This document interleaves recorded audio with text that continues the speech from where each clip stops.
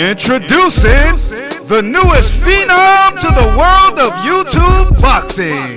What is he, some kind of musician? Mom, I think you need a new phone. He's a speaker of some sort. I think he's all of that, guys. Here's the old man boxing fan. What's up, everybody? The boxing doesn't stop, man. It just keeps on going and going and going. You know what I mean? Oh, man.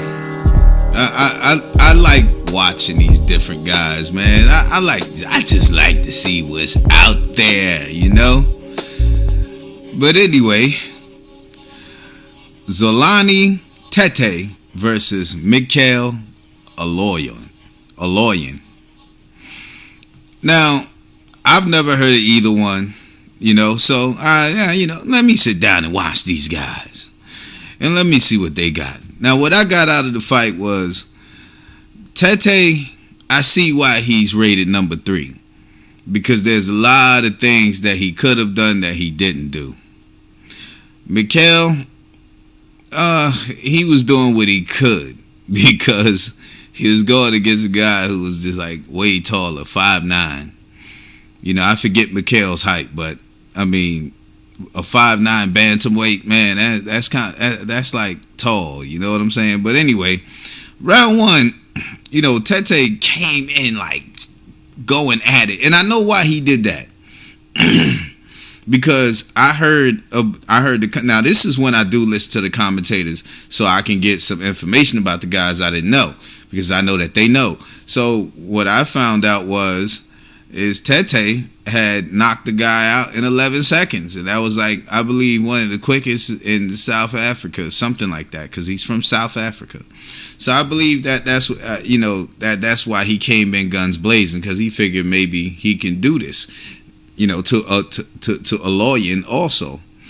Now, on the flip side, I think Aloyan knew that Tete was going to come in with that, because he did get caught in the first round. He did get knocked down. The commentators didn't think so. I was like, nah, that was clean, because, you know, in this fight, they actually had better camera angles where I can see the action, to where it's not behind the fighter and I'm not looking at the other, you know, the back of the other guy's head, you know. So Aloyan had he came in, he did this little jumping thing. He jumps in. He's one of those guys who jump in. I guess that's the thing over there in the UK, to jump. They got a lot of fighters who like to jump in, and I guess it would catch some fighters off guard, but the savvy veterans, nah, you jump in, you gonna run into something. Now I see why you guys don't come over here to the States and start fighting, because you can get away with that stuff over there. Over here, somebody gonna rock that knot, man. They gonna clock your ass. But anyway, Tete had caught Aloyan with a left. Aloyan didn't see the punch coming. His glove touched the ground. He tried to gather himself, but his glove touched the ground, and you know, the commentators was wrong on that one. But I caught it because I saw a different angle. You know, but the third round, I gave that round to Aloyan because he was more aggressive, and Tete was more cautious. And the reason why is because Aloyan had caught Tete a couple times with a right hand. Now, check this out. Both of these guys are southpaws now. Both of them are southpaws, but their most effective punch was their right hand. Now, I know that some of you guys, that's why I say this. I said, look, I did it in comments most of the time. I haven't said this in my commentary yet, but I will say it now. The most effective punch for a lefty is a right hand. Is the right hand. The right hand is the equalizer. If you're good with getting that hand in, you can handle a lefty. Circle away from his power. His power is in the left. And then you use your right. Because think about it. When you're circling away from his power, you're circling towards yours. Use that to your advantage.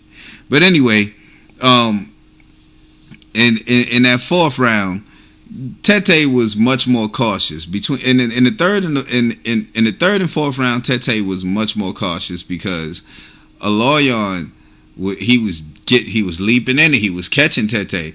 And Tete started boxing from there on.